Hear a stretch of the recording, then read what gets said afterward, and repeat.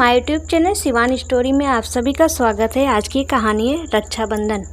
इंदिरा, ओ इंदिरा, आज ऑफिस से लौटते समय बाजार से याद से राखी ले आना। आज 20 तारीख तो हो ही गई है, 30 को रक्षाबंधन है। कब लाओगी और कब पोस्ट करोगी राखी? रक्षाबंधन के दिन देव की कलाई सुनी रहेगी तो क्या मतलब त्योहार का? पहली बार देव अकेला रहेगा त्योहार पर। मेरा तो मन ही नहीं मान रहा है। फ़ोन पर देव को आने के लिए कहा तो कहने लगा नई नई नौकरी में इस तरह छोटी छोटी बातों पर छुट्टी नहीं मिलती। अब बताओ, इतना बड़ा त्योहार है। ओह माँ, तुम भी। अब अपना देव बच्चा नहीं रहा, बड़ा हो गया है। ठीक तो ही कह रहा है। नई नौकरी है, मन लगाकर काम करेगा तो जल्दी तरक्की पाएगा ना।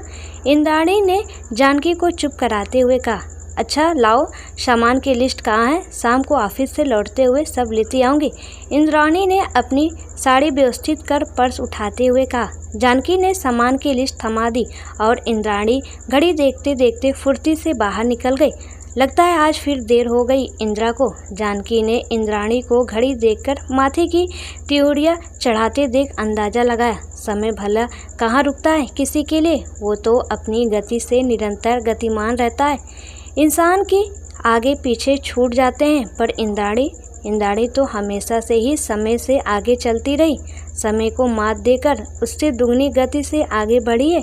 वह तब भी जब वह किशोरी से नवयौवना के प्रवेश द्वार पर खड़ी थी, और अब भी जब प्रौढ़ावस्था के द्वार पर मस्तक दे रही है। जिस दिन इंद्राणी के पिताजी का सड़क दुर्घटना में देहांत हुआ था, जब उसे 18 पूरे हुए, केवल 10 ही दिन तो हुए थे। क्या कहा जाए इसे, विधि का विधान या इंद्राणी का दुर्भाग्य। प्रारब्ध को कदाचित भी इंद्राणी के 18 वर्ष पूर्ण होने का ही प्रतीक्षा थी।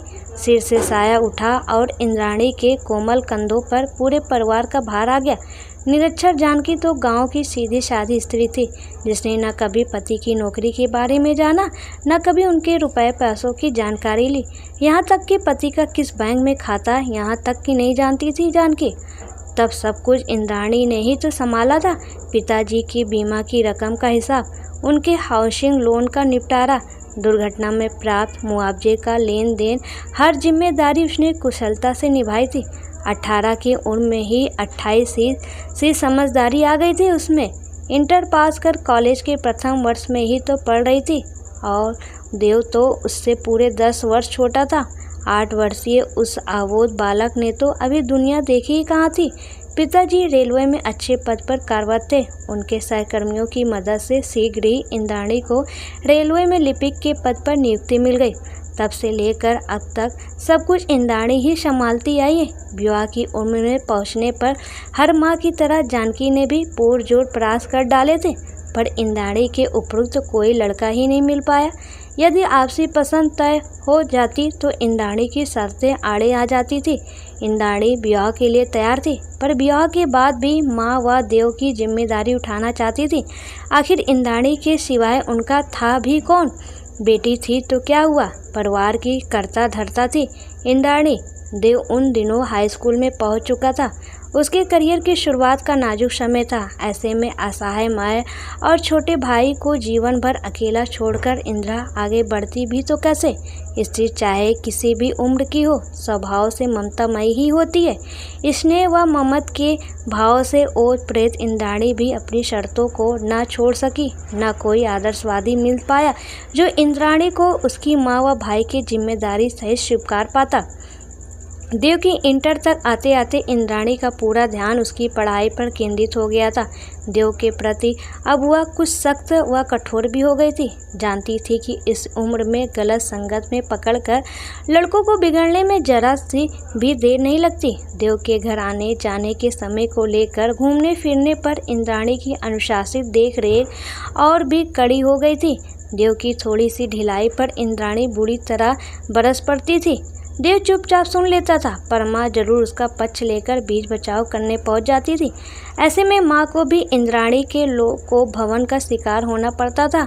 ऐसा नहीं था कि माँ केवल देव के प्रति अधिक उदार थी, बल्कि जब कभी देव इंदिरा से जवाब तलब कर बैठता तब माँ सबसे पहले उखड़ जाती थी और देव पर हाथ तक उठा लेती थी। कल का जरा सा छोड़ा, अपनी दीदी से जुबान लड़ा रहा है, शर्म नहीं आती तुझे? माफ़ी मांग, मेरे सामने भी माफ़ी मांग। कहते हुए देव का कान उमेटती थी। ऐसे में दीदी से अपनी लड़ाई भूल देव बचाओ के लिए जोर जोर से चिल्लाने लगता, इंदिरा दी बचाओ, माँ को देखो ना। दीदी सॉरी, अब तो छुड़ाओ माँ से। और इंद्राणी मुस्कुराते हुए जानकी को ही डपट देती, ये क्या माँ, अब देव बच्चा है क्या जो इस तरह कान उमेट रही हो। और माँ से छूटते ही देव अपने बचाव के लिए इंद्राणी के पीछे जाकर खड़ा हो जाता था। दरअसल जब पिताजी नहीं रहते, जानकी इन दोनों भाई बहनों के रिश्ते को लेकर ज़्यादा ही संवेदनशील हो गई थी। बच्चे माँ बाप के आधार स्तंभ होते हैं। इनमें आपस में सामंजस्य बनाए रहे तो माँ बाप को भविष्य की इमारत सुरक्षित नजर आती है। और जहाँ पिता का साया भी परिवार से भर उड़ गया तो वहाँ माँ को अपने बच्चों के आपसी रिश्तों के प्रति अधिक संवेदनशील हो जाना तो स्वाभाविक ही है। इंदिरा व दो जानकी के लिए अपने दाएं बाएं हाथों की तरह थे। इनमें आपस में बैर हो जाए तो जीवन की कल्पना तक संभव नहीं है। शायद इसीलिए माँ दोनों भाई बहन के आपसी स्नेह भाव को लेकर कुछ ज़्यादा ही सजग हो गई थी। भाई बहन में थोड़ी सी भी अनबन हो जाए तो सबसे ज़्यादा तनाव माँ को ही होता था और अंततः दोनों की सुलह करा कर ही दम लेती थी। वह विशेषतः रक्षाबंधन जैसे त्यौहार पर तो इंदिरा व देव से ज़्यादा जानकी ही उत्साहित होती थी। वह बड़े जतन और जोश के साथ तैयारी करती थी। वह जब देव छोटा था तब वह भी बड़े जोश के साथ तैयार होता था। रक्षाबंधन पर उसे नए कपड़े पहनाकर माँ आसन पर बिठाती, उसके सामने पूजा का थाल सजकर आता, फिर टीका व आरती होती। ऐसे में देव की गर्दन तन कर 1 इंच और लंबी हो जाती थी। इंदिरा जब उसकी कलाई पर राखी बांधकर आरती उतारती तब वह स्वयं को किसी वीआईपी से कम नहीं समझता था। फिर माँ धीरे से देव की मुट्ठी में नोट पकड़ा देती और उस एक दिन वह बड़े दाता की तरह नोट का लहरा कर अपनी इंदिरा दी की हथेली पर रखता और इंदिरा प्यार से देव का माथा चूम कर कहती, बड़ा तो हो जा, कमाने लगेगा तो सब वसूलूंगी तुझसे। जानकी दोनों के प्रेम भाव को देखकर मन ही मन भाव विभोर उठती थी। भाई बहन में उम्र इसी तरह स्नेह भाव बना रहे, हर क्षण ईश्वर से यही प्रार्थना करती थी। आखिर यही दोनों तो उसकी जिंदगी के 2 पहिए थे। इनका आपस में लयबद्ध होना आवश्यक था, वरना जानकी को अपना भविष्य अंधकारमय नजर आता। रक्षाबंधन पर जानकी के अति उत्साह के पीछे शायद यही असुरक्षा की भावना होती थी। तभी तो आज भी वो इंदिरा के पीछे लगी थी कि बाजार से जल्दी राखी लाकर समय पर पोस्ट कर दे। यह पहला मौका था रक्षाबंधन का जब देव घर से बाहर था। ऐसे में राखी ठीक समय पर ना पहुंची तो कहीं देव के मन में अपनी इंदिरा दी के लिए प्रेम भाव कम ना हो जाए। ऐसा ही ना जाने क्या क्या सोच लेती थी जानकी। लो, ये रहा तुम्हारा सारा सामान, इंद्राणी ने ऑफिस से लौटते ही बैग रखते हुए कहा। और राखी वो लाई कि नहीं? लाई हूँ माँ, वो भी लाई हूँ, कहते हुए इंदिरा फ्रेश होने बाथरूम में चली गई। अगला दिन इतवार की छुट्टी का दिन था। फुर्सत पाकर इंदिरा ने देव को पत्र लिखा। वह लिफाफे में पत्र के साथ राखी रखकर लिफाफे को चिपका दिया। वह दीवार पर टंगे कैलेंडर में देखने लगी। रक्षाबंधन को तो अभी 10 दिन बाकी है, 4 दिन बाद पोस्ट करूंगी। राखी तो ठीक रक्षाबंधन पे ही मिलेगी, सोचते हुए उसने लिफाफा अलमारी में रख दिया। अगले दिन इंदिरा ऑफिस से लौटी तो माँ ने उसकी ओर पत्र बढ़ाते हुए कहा, देख तो इंदिरा, किसकी चिट्ठी है? इंदिरा ने लिफाफा देखा। अरे ये तो देव का पत्र है। अच्छा पढ़ तो जल्दी, क्या लिखा है? माँ खुश हो गई। आ रहा है क्या देव? इंद्राणी ने लिफाफा फाड़कर चिट्ठी निकाली व पढ़ने लगी। प्रणाम इंदिरा दी, चरण स्पर्श। मेरा लंबा चौड़ा पत्र देखकर शायद तुम आश्चर्य में पड़ गई होगी, पर क्या करूं, बात ही ऐसी है कि इतना लिखना तो जरूरी हो गया है। इस बार रक्षाबंधन पर पहली बार तुमसे दूर अलग अकेला रहूंगा दी। मन उदास तो है, पर सोचता हूँ कि तुम्हारी व माँ की दुआएं तो साथ है, तो फिर मैं अकेला कहाँ हूँ। इंदिरा दी, माँ ने मुझे जन्म दिया और ईश्वर ने जीवन, पर मेरे जीवन की गाड़ी को चलने के लिए ईंधन तो तुमने दिया है ना। आज मैं जो कुछ भी हूँ वो तुम्हारे ही परिश्रम का प्रतिफल है। मुझे याद है दी, जब मेरी कलाई पर राखी बांधने का मौका आता था, माँ अलमारी से नोट लाकर चुपके से मेरी मुट्ठी में ठूस देती थी, अपनी प्यारी इंदिरा दी को शगुन के रूप में देने के लिए। बचपन में मैं बड़े अधिकार से माँ से नोट लेता व गर्व से तुम्हारे हाथ में थमा देता था। और तुम भी हंस कर ले लेती थी। कहती थी एक बार बड़ा तो हो जा, कमाने लगेगा तो सब वसूल करूँगी तुझसे। फिर जब मैं कुछ बड़ा हुआ, कॉलेज जाने लगा, तब माँ का अलमारी से नोट निकाल कर लाना और मेरी मुट्ठी में ठूसना मुझे बड़ा अटपटा सा लगने लगा। पहले वाले अधिकार के भाव शायद समय व उम्र के साथ आई समझदारी की वजह से लुप्त हो गए थे। मैं जानता था, समझता था कि अलमारी में लाकर रखे गए पैसे भी तो तुम्हारे ही गाढ़े पसीने की कमाई है। शगुन के नाम पर तुम्हारे ही पैसों में से माँ नोट लाकर मेरी मुट्ठी में रखे और मैं वही तुम्हारी हथेली पे रखूं, मुझे बड़ा बेईमानी सा लगता। मैं अक्सर सोचता था कि क्या शगुन केवल रुपए पैसों से ही होता है? प्यार, सम्मान, ये सारी मानवीय भावनाएं क्या इतनी मूलहीन है?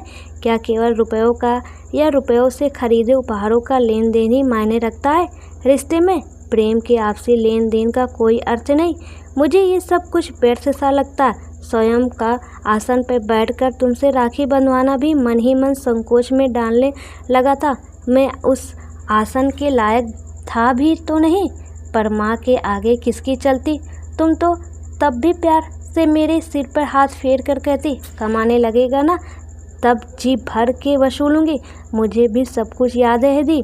परसों जब माँ ने फ़ोन पर कहा कि 30 को रक्षाबंधन है, तुम आ जाओ, तब मुझे अतीत के वो सारे वाक़े एक एक कर याद आ गए।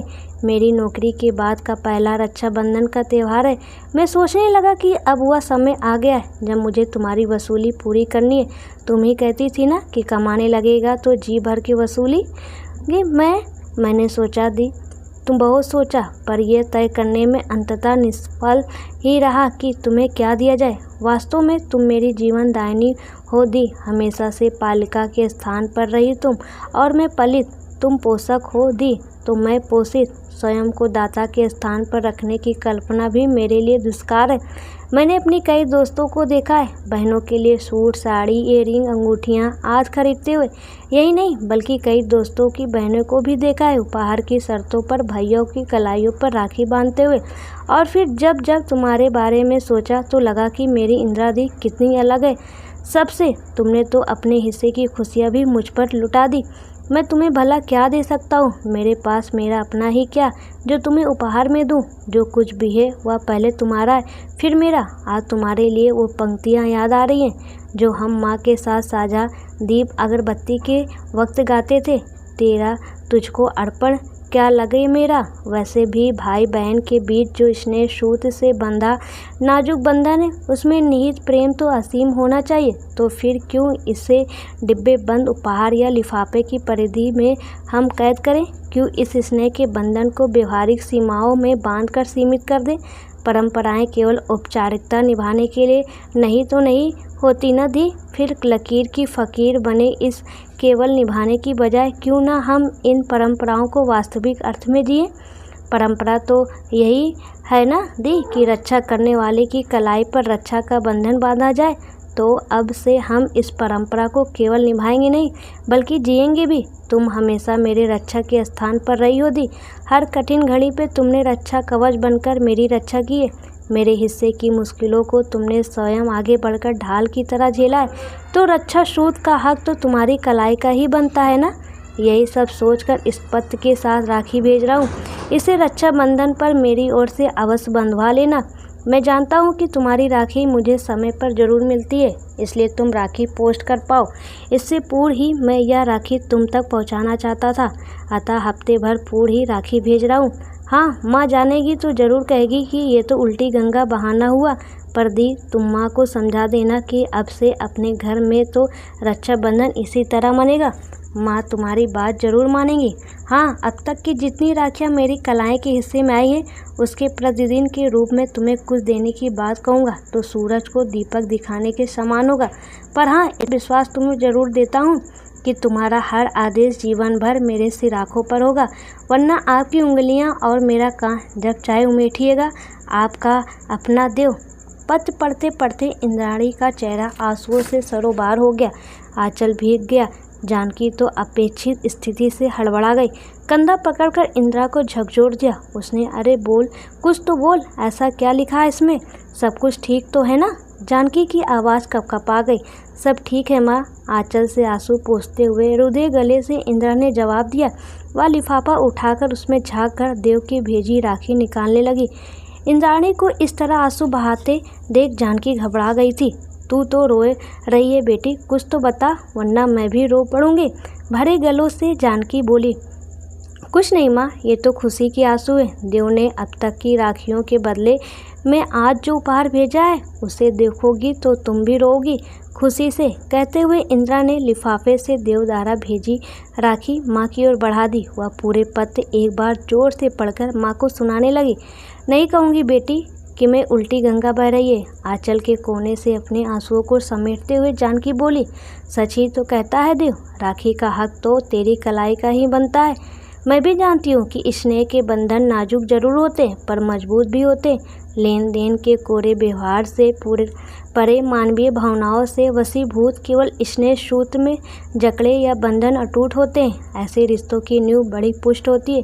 परिस्थितियों के बड़े से बड़े झटकों में भी यह अड़ंग खड़ी रहती है। संतोष असंतोष तो औपचारिक व्यवहार से ही पनपता है। यही तो रिश्तों की डोर को कमज़ोर बनाता है। सच कहूँ तो आज मैं निश्चित हो गई हूँ इंदिरा, तुम भाई बहन के प्यार को लेकर आश्वस्त हो गई हूँ। इंद्राणी ने देखा माँ के चेहरे पे सुकून छा गया है। उसने उठकर अलमारी में रखा लिफाफा फाड़ा। वह देव के लिए रखी राखी निकालकर सीधे पूजा घर में पहुँच गई। अपने इष्ट देव श्री गणेश जी के समझ हाथ जोड़कर उसने विनती की। हे प्रभु, आज मेरी तपस्या का ऐसा सुंदर प्रतिदान मुझे प्राप्त हुआ। ये सब आप ही की कृपा दृष्टि है। देव ने मुझे जो मान सम्मान व प्यार दिया है उसके अनुरूप मैं सदैव अपनी गरिमा कायम रख सकूं। ऐसी शक्ति देना प्रभु, और हमारे भाई बहन के रिश्ते की सदैव रक्षा करना। कहते हुए इंद्राणी ने वो राखी गणेश जी के श्री चरणों में रख दी।